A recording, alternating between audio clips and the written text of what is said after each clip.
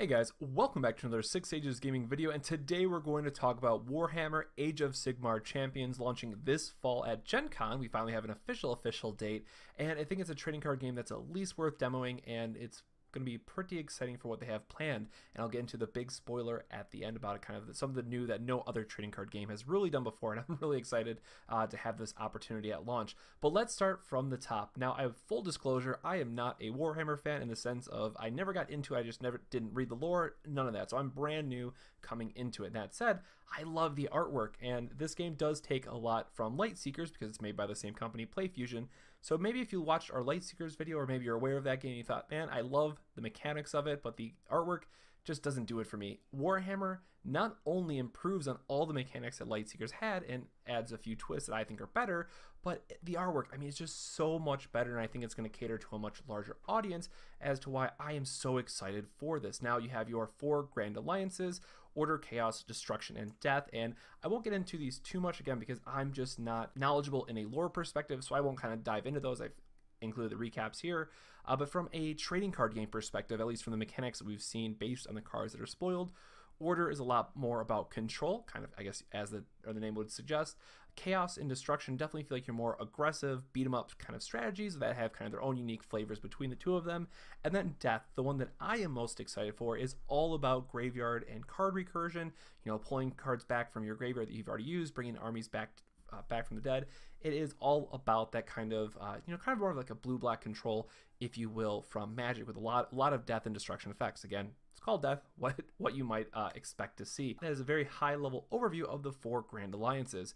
Going from there, we kind of want to understand what the deck is like, and again, it follows a very similar structure to Lightseekers, and what I like is that we'll have 270 cards split across the 4 Grand Alliances that I just mentioned, those 4, and the interesting note here that I'll get into a little bit deeper here in a second is that you choose an alliance, and with that you only have to worry about, let's say, death. So in my case, I only want death cards. This is going to be great for case splits down the road where it's saying, okay, I want to play death, my buddy wants to play chaos, order, destruction, and split them up that way, and then we each get all the cards we want and can, you know, buy in at a quote-unquote cheaper rate while having all the cards from our specific alliance that we care about the most. So we can see there that the deck construction is also going to be very small. So it's going to be a lot cheaper than your standard trading card game to get into just from a cost perspective. There's going to be 4 legendary champions, which you really only need those 4 of. Think about like your leaders in Force of Will, or your commanders from EDH. You know, the Magic, if you had 4 of those, like those guys just, they stay consistent. And yes, there's going to be a variety of champions, but very early on, you're going to be able to tell if you want to go a more straight damage, kind of beat 'em up type of build, or if you want to go a more spell focused build with kind of the healing and damaging other effects. And it seems like it's going to be split in those 2 categories. So you'll have a very quick lead on those you want to do. 4 powerful blessings. I'd imagine this is going to be just like Lightseekers as well. So I want to add a quick caution here. A lot of this is speculation based on what we've been able to find from Twitter and some of the Warhammer Fest from the UK. They had a few different people who reported out and asked some questions for us, or just for everybody, and we, you know, gain that information. So there's a little bit of speculation, but a lot of this again takes from Lightseekers because it is the same company, so we can at least get some very strong suggestions about what some of these effects are going to be. So blessings are going to be like those combo cards. You can only have one of any single version of it, so you have 4 unique blessing cards, so all extra copies, you know, you can give to a friend at that point, and then 30 action cards. That's going to be really your main deck, including units, spells, and abilities. So let's get into kind of some gameplay. We'll get into turn by turn and talking about the champions, units, and spells. So gameplay, it's all right there, but basically from a very high level, you pick 4 champions, you put them down on the board, you can rotate them, which we'll talk about here in just a minute. Once they go all the way around, you complete the quest for them, you get to flip a blessing, and these blessings are these very strong one-time effects, most of the time, or more often than one-time effects, that kind of really focus on swaying the flow of battle in your favor. It can be a huge tempo gain in that sense. And now with that, you can then play action cards, which are going to deal damage, buff your own guys. You know, you kind of get the general sense of it. And the whole point of the game is get your opponent to 0 life. So you don't really interact directly in the sense of you're not dealing damage to those, you know, commanders or champions or, you know, leaders you use from other terminology from different card games. It is just, these are my 4 champions, but you are attacking me as a player. So a little bit of a difference there in terms of kind of what we'd expect from other card games, but again, a unique difference that I can definitely appreciate because your champions then just stay on the board. They're always relevant. They're always there for you. Again, I'm expecting that there's going to be some cards that can interfere with them, maybe turn them off from a turn, but nothing we've seen so far in spoilers. So what is a turn? This, again, pretty much, I think, every single start of phase, battle phase, action phase, draw phase, and a turn. This is, I think, card for or effect for effect Light Seekers at the end of the day. You have your rotation effect, your passive effects trigger. During your action phase, you basically do two things. You either play a card or use a hero act on a card, and that's going to be a once per turn effect. That's going to be like your combos, either combo attacks, combo buffs, combo defenses from Light Seekers, and then you're going to draw cards. You can either pass your turn, draw 2 cards. You can play a single card, draw 1 card. You can play 2 cards. That would be like one can be an attack, one can be a defense. You can double up on defense buffs. We'll see a little bit more of that in a few turns. Or you can use that heroic act and then just draw a card. And it's really interesting to note here that you can still do that hero act and draw a card, and it's going to be different effects that we see from a champion perspective, or it's going to be on cards. So those are going to be a little bit limited in how often you're going to see them or use them over the course of a game. But from what we've seen in Light Seekers, those combos or effects and the hero acts in this case are going to be very strong and worthwhile for taking up your turn. Now let's get into some of the different champions. So we mentioned all the different Grand Alliances. We've seen at least some different options here, and you'll notice that they have those kind of rounded corners with square bottoms, logo at least. And each and one of those are going to be the quests that have to complete. So we'll talk about symbols, as we learn more about it. But if we look at the very first champion here on the left, that top left unit icon means deploy a unit. The top right, I'm not sure on, but as you go through it and you complete or do those certain things, you then rotate the champion. Once they go through all 4 of those objectives, or I think they're calling them quests in this game, you get to flip over the blessing that's underneath them. But let's dive a little bit deeper into champions themselves, because there's a lot to digest besides just completing the quest to get their blessing. The first thing we'll notice is this U. Now this is, again, complete speculation on what this part is going to be doing, but we're going to assume that this means unique. This is a special character from the universe. It's very likely that they only want you to ever have one of them in case they print another version of him down the road. Maybe there's another version of him in the set.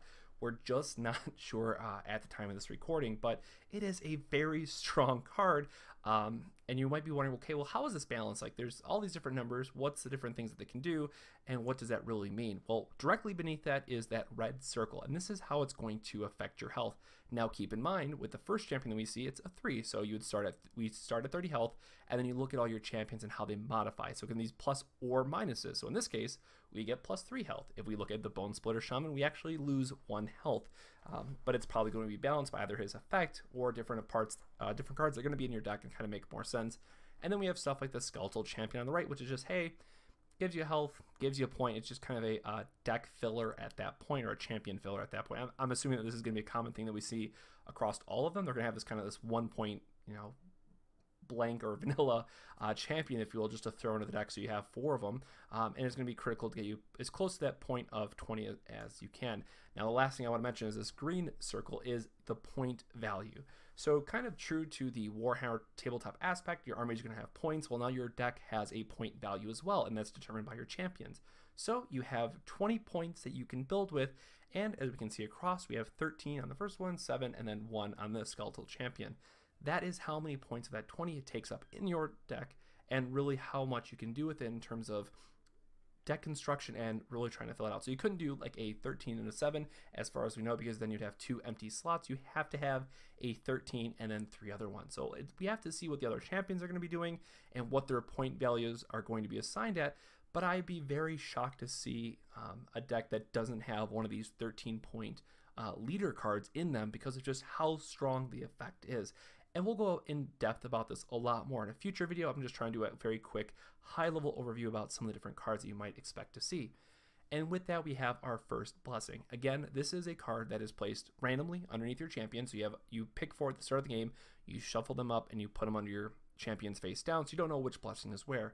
As you complete the quest or you turn your champion, once you turn them upright again, you get to flip over the blessing, and it immediately takes effect. So in this case, we deal 6 damage to your opponent. Again, that's quite a good amount, and gain 2 health. So this is an 8-point swing in life totals, which can be really help you push for that last little bit of damage you need on the next turn. And again, healing 2 certainly doesn't hurt, because we want to make sure we can survive as long as possible. Blessings are not just limited to spells or effects or one-time uses. And this is where we see the Chaos Runeblade, which Admittedly, for the little bit I know about Lightseekers when I played it for a bit and kind of what I've seen from buffs in that game, this blessing is going to be insane. I'm sure there's going to be some kind of card removal. It is only a common after all, to, you know, kind of remove your opponent's blessing, maybe negate it for a certain amount of turns. But the fact that this has as much damage as it has on it, we have 16 damage of that. You know, keep in mind about 30 your opponent's going to have. Every turn you're going to be able to hit your opponent for that much damage. Now again, it does have that heroic act, so as we mentioned, it's pretty much going to eat up your turn to do this. You're not necessarily advancing any buffs out of your hands or doing any of your other quests with your champions as effectively, but you are able to use a heroic act and just punch your opponent in the face with a lot of damage. And this in itself is the one thing I really loved about Lightseekers and what drew me to the game is it really feels more like you're playing a game of chess, or I guess Star Wars Destiny would be a more recent example that I can think of in terms of how that play order turns out. A little bit like L5R as well. You know, I guess a lot of LCGs take from this, but it's kind of this, I do a couple things, you do a couple things, and it's a lot more of a give and take and this pull and this, you know, test of strength that you're doing with your opponent, who's going to come out ahead, that it feels much more interactive compared to, say, Magic the Gathering or some of the other games that I've played. And yes, you know, the argument's always, oh, but there's counter spells and there's other things you can do in Magic, but this is really more, hey, this is what's on the table, this is what we're fighting over. There's a certain amount of information that's always public to your opponent that's going to be very strong, like the Chaos Runeblade in this case, and your opponent goes, man, this is just going to keep hitting me for this much damage. I either have to gain around it or just kill my opponent faster. Maybe I'll have something that removes a blessing. There is a lot of strategy that is involved in this type of card gameplay, which has me really, really excited. Beyond that, we have units, and this is going to go in the very front, and you'll notice that they do have that kind of red marker beneath them, or right underneath where it says exhaust. So it does something when it is across from one of your opponents, and I'm not going to dive into that right now because that's a lot of speculation on exactly how that's going to work. And there's some cards that'll say like diagonal left and right, so not in front of you, but kind of left and right in a V shape, if you will. We've seen some that's the entire front row, so I'm definitely going to do a follow-up video on that because I'm very interested in it, and we're signed up for the Founders Edition, which is awesome. I don't want to spoil that either, but we'll talk about that in just a moment. The Founders Edition is going to be great, and I'm going to look forward to do some videos for that, but let's get back on topic with units. This is something you're going to play. It's very cheap, only takes one of your actions, and it's going to do damage to your opponent over turn. These are probably going to be your main sources of damage, or if you're playing a spell heavy version, maybe it's spells, but these are going to be, you know, sitting on the field. You rotate them every turn, and they do X amount of damage based on kind of whatever is in their top corners. Now imagine if they have a blank number, you won't do any damage. If they have a 1 or 2 or 3, they do that much damage. And there's usually different modifiers or buffs that you can give to them by, you know, A, increases damage by +2 or something. So there's other modifiers that come into play, but at its base level, it's just a card you play on the board, and it's going to deal damage to your opponent. Spells, as I mentioned, are kind of these, most of the time they're one-time effects, and we haven't seen a buff in the sense of Lightseekers, or an enchantment would kind of be, you know, the Magic or other card game equivalent, where it goes in the field and then it just sits there and does stuff. So in this case, this spell, for example, Light of Sigmar, is just something that's going to be a one-time effect. You use it, it's done, you discard it, and it's good to go. With the Lightseekers, what we've seen is a buff that'll say deal, let's just say 2 damage, and it'll have 2 damage on every single corner, so it's effectively 8 damage over the course of 4 turns, and then at the start of your turn you turn it, it deals 2 more damage, you know, kind of has this lasting buff that keeps hitting your opponent, and I'm expecting that we'll see that here too, but I think for all the spells we've seen so far, they're just kind of these one-time use effects, and it looks like that dark, I guess a dark ritual card behind it is going to be one of those buffs, but we can't really see the card, so that's, you know, just speculation at this point. And then lastly, just giving you guys some, you know, IRL shots, if you will. This is from the UK Gaming Expo, I believe this is one from, or this was from Warhammer Fest. It was one of the two. They had 2 back-to-back events where they were kind of spoiling and giving people, you know, on-site demos, and everyone really loved the game from what we could tell, especially those that were coming from Lightseekers. They said they love it. They were happy with Lightseekers, but the cartoon artwork was just a little bit of a turnoff, and this is definitely more in the right direction. And as you may or may not be able to tell from this photo, but they are standard size. So all those, if you're like me, all those sleeves that you have stored up are going to work for Warhammer as well. And here is just a overall picture of kind of what it looks like when 2 mats are stacked against one another. You can see the life kind of going out the edge. And again, this is very, I keep harping on it, but for those who might not know, this is very Lightseekers-esque because they are, in the mat design, even taking that kind of approach where it's like, hey, you don't need a lot of stuff to play this game, right? Just bring your mat, bring the deck, and you can just have all the information that you need on there and just get to play the game. So this is how it looks like, kind of all nice and neat, set up for the early stages of the game, and I'm really looking forward to getting a chance to play it. Now, this was the absolute shocker for me, and they've been hinting at it. They've been kind of rumors, and there was this big thing at, like, this big tease at Warhammer Fest for an interview, but we are getting day one mobile digital card game support. You can scan your cards into the game and get them, get those cards that you own physically in game as well. So there's only so much details here. So the other information from this, it just says, you can scan your physical cards into your library and they can be used in the digital game. So we don't have the full details on that right now. But if you'll remember, I think it was about last month, Lightseekers actually teased a video that said, hey, this is our very, I think they said alpha, as it was. Here's our alpha video of what we're working on for Lightseekers from a digital component, and the same thing will happen for Warhammer. So I am super excited for even the potential of being able to look at this game from a streaming opportunity even, right? Like, let's play some random games on Twitch. Let's get the exposure out there and have some fun with it. So I'm really looking forward to what PlayFusion does with this and what direction they take it in. Now, let's just talk about kind of what are we getting at launch? What are we getting at Gen Con?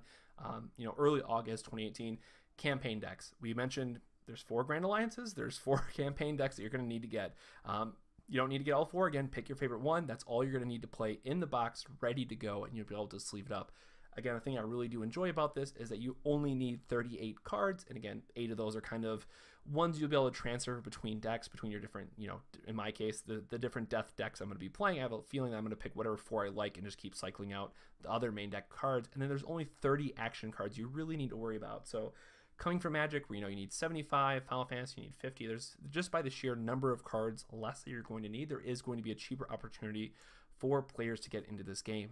And then, of course, there's going to be booster packs as well. We don't know if you're a shop watching this. I know the information's out on GTS. Southern Hobby is going to be carrying it. Like, pretty much every major distro will be carrying this game. So regardless of where you're at in North America, or maybe you're watching this from overseas, you're going to be able to play this game and get it in at your shop. And after all the disasters that we've dealt with Final Fantasy trading card game, it's nice to see so much support for a game right out the gate, saying, hey, this is everything we have. I'm sure they're going to be doing those monthly promo kits as well. I'm sure they're going to be doing the 10K tournaments as coming up for nationals again. I'm so excited for all the support that this game is getting. And with that is the Founders Pack. Now, this is something that I would normally not do whatsoever. I think this is definitely going to be your enthusiast bundle, or if you're a store, I think it's great for a store. I guess there's kind of that little note, if you will, but this is an insane limited edition bundle that they're putting together. You get the 4 campaign decks, 10 booster packs, 4 unique champion cards. So imagine that, remember that really awesome card I talked about at the front? You get a exclusive foiling version of it, unique playmats, which I think are just going to look beautiful. So a story, and then you get some art print, but for $200. Now, yes, this is expensive. This is not for everyone. If you're only looking to dip your toes into the game, do not get this. However, if you're a store, or if you're like me, someone who works with their store as much as they can to try to help them and help grow the community, this is the absolute best bundle you could ask for getting demos in the shop. You have everything you need to give everyone a look at what the game is. And then let's even think about this art print. Again, something I don't necessarily care about, and I already told my store owner, you can have the print for all I care, but have this art print as an option to say, hey, if you guys like the game, buy a starter deck. Let's host the art print as the tournament prize. Everyone has a $15, $20 buy, whatever the starter decks plus $5, $10, whatever the store wants to do on top of that. And then the winner at the end of the day gets this amazing art print. I think this is just a stellar deal for that. But again, for your average player, it might be a little bit too expensive. I can completely understand why some people might skip out on it. And with that, it is a little bit longer than we wanted, but that is a quick overview of Warhammer Age of Sigmar Champions trading card game. If you guys are excited for this, definitely let me know. I'm going to be doing some unboxing videos at the very least. I know I'll be talking to some people at Gen Con about it, but if you want to see videos of this on the channel, definitely let me know in the comments section below. I am personally, again, very, very excited for this, and I will just try to play it as much as I can.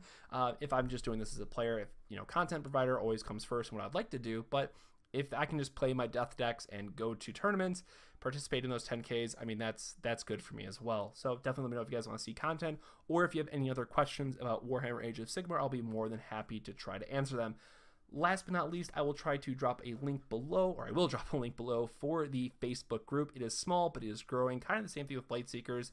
Had a smaller, kind of cult start, if you will. And I'm pretty much expecting Warhammer to start the same way, if what everyone is kind of rumoring or hinting at me is true in terms of what we can expect to see from the player base. But that's all I got for today's video, guys. Thank you so much for watching. Again, don't forget to hit that like button. It helps us out a ton. And don't forget to subscribe for weekly trading card game related videos. So thank you so much for watching, and I'll catch you on the next 6 Sages Gaming video. Have a good one.